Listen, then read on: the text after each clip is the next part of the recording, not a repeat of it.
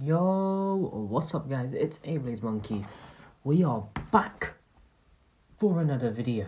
We're going to be doing our Dragon Ball Super Chapter 62 review. Yes, I know I'm a bit late, but we're going to be doing it. So, obviously, a month ago I made a Chapter 61 review, but it got taken down for copyright. But we'll never get taken down again. I got 2 manga chapter reviews taken down. We've learnt our lesson, I guess. Not really. I learnt my lesson, yeah. And we're now going to be reviewing all chapters from now on and probably never get copyrighted again. Well, hopefully not. Fingers crossed. So, if you guys would like to see me cover everything after the Tournament of Power, the whole of this arc that I missed because it's a month in between every chapter review, which means I have a lot of time to, bump out and pump out chapter reviews, then let me know in the comments down below, leave a like. So, let's get right into this. So, Dragon Ball Super Chapter 62, written by Akira Toriyama and the art is done by Toyotaro. It is called The Edge of Defeat. Now, this arc is really giving me kind of Cell vibes, especially in the last chapter. It was pretty creepy. Moro, the main villain, legitimately just ate 7-3. He just munched him down like a carrot. And now he's kind of giving me these kind of demon vibes, He's got these 2 horns on him. And yeah, so let's go over him.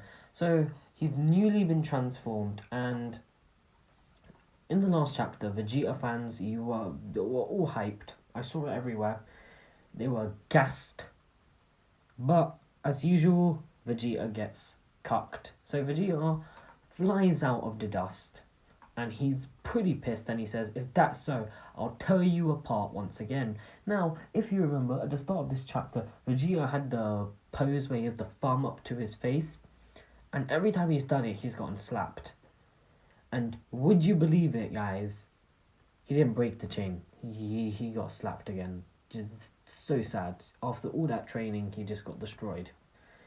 So, yeah, Vegeta tries to punch Moro, but it's not working, guys. I'm sorry. It's just failing miserably.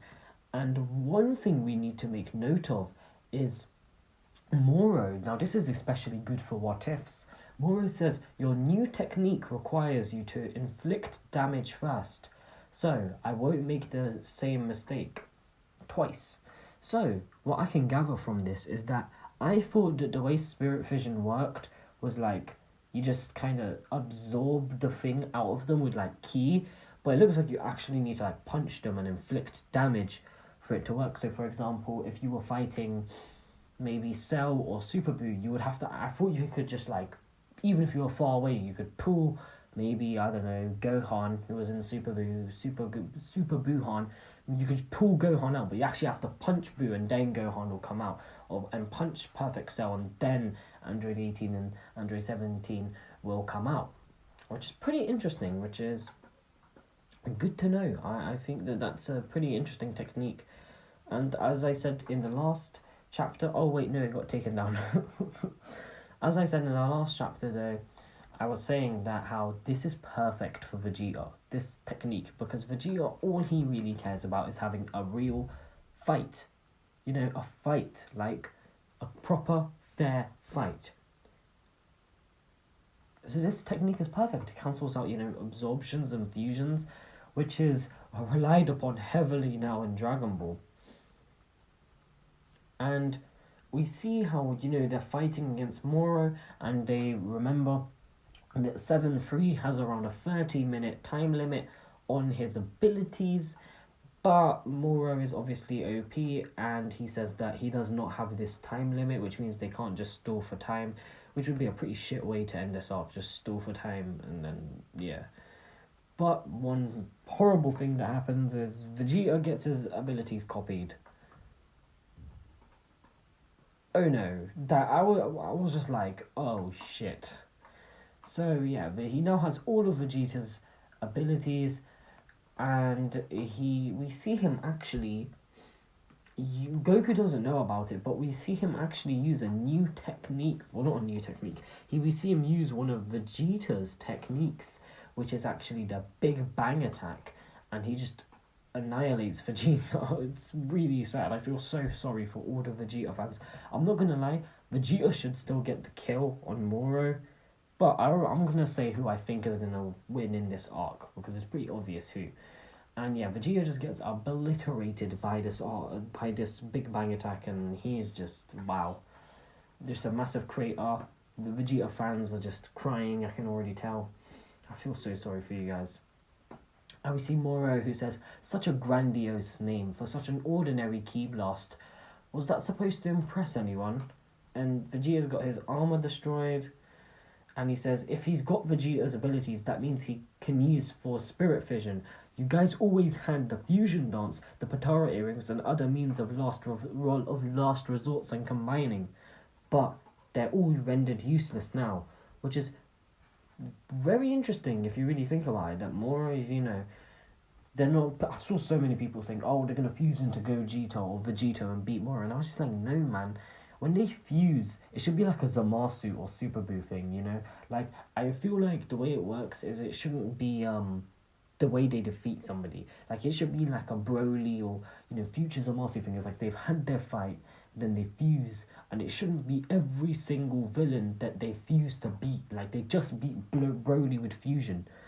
Like, I would hate to see Moro get defeated by, like, Vegeta or Gogeta. That would just be stupid. And we see everybody who's watching the battle, and this is actually cool for me personally, because one issue I have with Dragon Ball Super is the Z fighters and the original all like gang from Dragon Ball Z. They just seem so useless. It just seems like Vegeta and Goku going around beating up a bunch of people in Super Saiyan Blue. But now we actually see a bunch of, the Z fighters and, all the people like Chi-Chi and Videl and all those people on the lookout, and we see Dende, who's actually going to go and get involved, which is, interesting. And we see Krillin with the Sensu beans, who's also going to go and get involved. So this is giving me some more, Cell Dragon Ball Z vibes. And we see everybody start to try and fight against Moro, and holy shit, he just annihilates everyone. Piccolo, Gohan, they both rush towards Moro. Destruction, absolute annihilation. They just get slapped. I'm not even joking. They are legit getting destroyed. We first see Gohan, who just gets obliterated by multiple ki blasts, and oh my god, man, I already Gohan was actually my favorite character at the end of Dragon Ball Z. And you don't know how sad I was watching Resurrection F, guys. I was like, they really did my boy Gohan like that. Like, what? And you can say, oh, we're in the Tournament of Power. Man, he beat Bugs Bunny. He beat Dispo. I don't give a shit about Dispo. Like, what? But yeah, Dragon Ball Super as a whole is kind of bad, but good in many ways too. But we see Piccolo grab onto Moro's legs because they have a secret plan. And he says, haven't you realized that I'm keeping you alive? So yeah, Piccolo's grabbing onto Moro's legs, and Moro says, the only reason you're still alive is because I want to eat all your energy. And we see Gohan use a move very similar to the Galactic Donut done by Gotenks. And he's holding Moro in place, and this actually reminds me of my Dragon Ball What If Dabura turned good, because Moro is being held, and then he says, unleash it now, Goku. And this is giving me even more Cell Arc vibes, because we see Goku instant transmission right in front of Moro, Super Saiyan Blue, and he fires a Kamehameha at point blank range. And this is exactly what happened in the Cell Arc when Goku fought against Perfect Cell, which is pretty interesting. And we see Goku, he fires Cell, Moro, this is going to be an epic scene in Dragon Ball Super, because, bruv, in Dragon Ball Super, we have, like, barely any blood. Like, there is no blood whatsoever. There's not that much gore. But fam, Moro is just ruthless. He legitimately stabs Goku just right through the chest, like brutal murder. And we see Moro, whose arm has been just blown off, and obviously he can regenerate it, because I swear to you, every single Dragon Ball villain can regenerate at this point. Like, it's not even funny. And he regenerates his armor through Goku's chest, and this is just a brutal scene, man. Wow, I don't know if they're gonna like do that fully in the anime, because that's a pretty dark scene, and we just see Goku. He fades out of Super Saiyan Blue, man, and he says, "Ah, yes, Piccolo's regeneration. Did I fail to mention that the abilities 7-3 copied are now mine forever?" Which is, wow. Just this villain is pretty OP. Now, what do I think about Moro? I think Moro is an interesting villain, but he kind of has no backstory. Like, his whole backstory is he fought the Grand Supreme Kai. He got thrown in jail, but he has no motivation. Do you know what I mean? The thing about Moro is he's just a goat man who wants to rule the universe like everyone else, which makes him so bland in my opinion. Most Dragon Ball villains are very, very uninteresting sometimes. Frieza, he's the galactic ruler, he's got all this backstory, and you could argue the same about Cell and Majin Buu. But with Zamasu and Moro, a lot of it you can just boil down to, I'm evil, I want to rule the universe, and I hate Goku. Like, that's basically every Dragon Ball villain summed up. And Moro suffers from this especially. And Moro talks about how he needs to devour the energy, and Moro kind of gives me Frieza and Cell vibes. Kind of has a lot of mixed features of them. And we see Gohan, who gets a rage boost off of seeing his dad die. And can I just say, Gohan has fallen off so much. Moro doesn't even look at him. He just one-shots him with that flying back fist move. That's how Goku did Zamasu in the Zamasu arc, man. This poor man, I'm just disappointed by how they just did Gohan, Goten, and Trunks. Like, Gohan, Goten, and Trunks were so prevalent in the Buu arc. And then it legitimately just became, since Goku and Vegeta fought Kid Buu, it's just been Goku and Vegeta just, fighting everyone. And yeah, and we see something that's very interesting is Piccolo goes into contact with Dende. And Dende says, "Piccolo, I'm coming, I can heal them. You just need to stall for time. I can restore everyone's energy, and we can actually maybe have a chance." And Piccolo's like, "Yes, Dende's coming, this is perfect."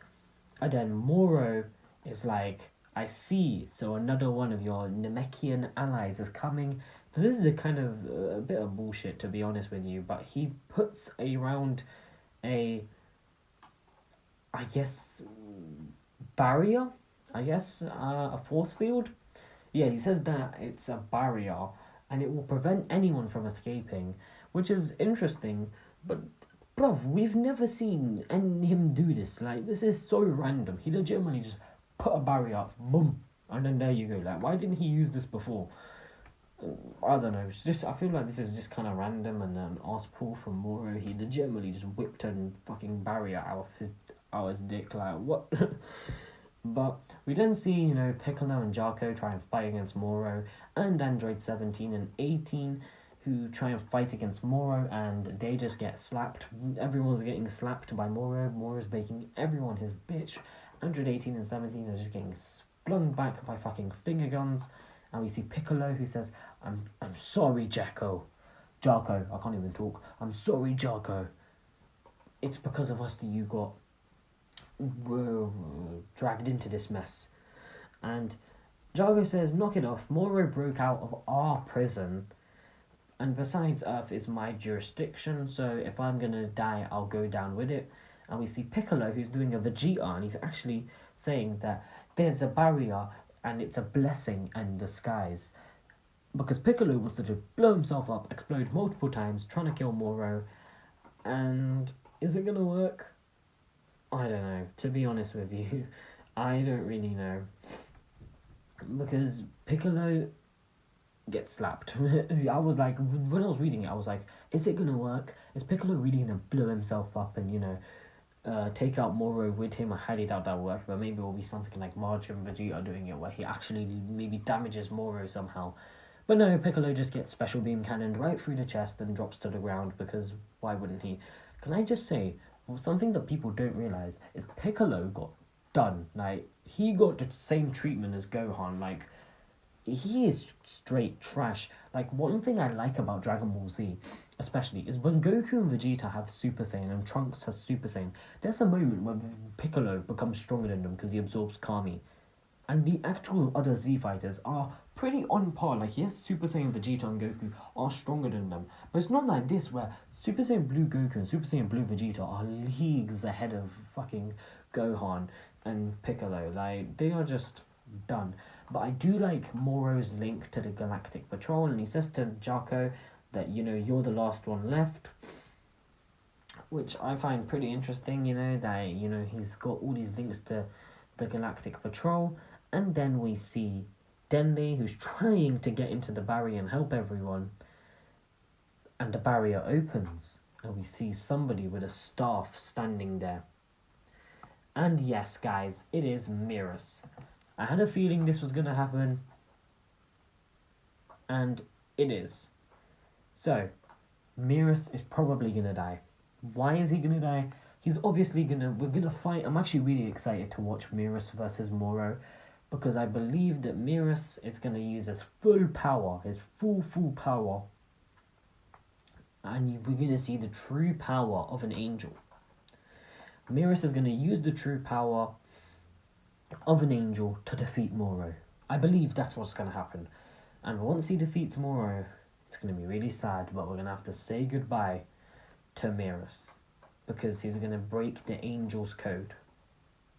I think this fight better be on, like, some, you know, Goku v Jiren type shit. Like, that's what I'm expecting. I'm expecting a massive, huge fight, you know, a final battle of, you know, I want to see, like, Mirrors' white angel, maybe even turn him into his angel clothes. I want to see Mirrors, you know, going serious. I want to watch this fight. I want this fight to feel like, you know, a big fight, like Gogeta v Brody. That's what I want this fight to be. But yeah, I'm looking forward to the next chapter.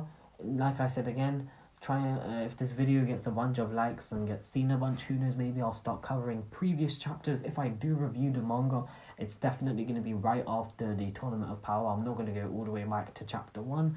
No point in that. I'd much rather just review everything after the Tournament of Power. But if you did enjoy, make sure you leave a like and comment down below.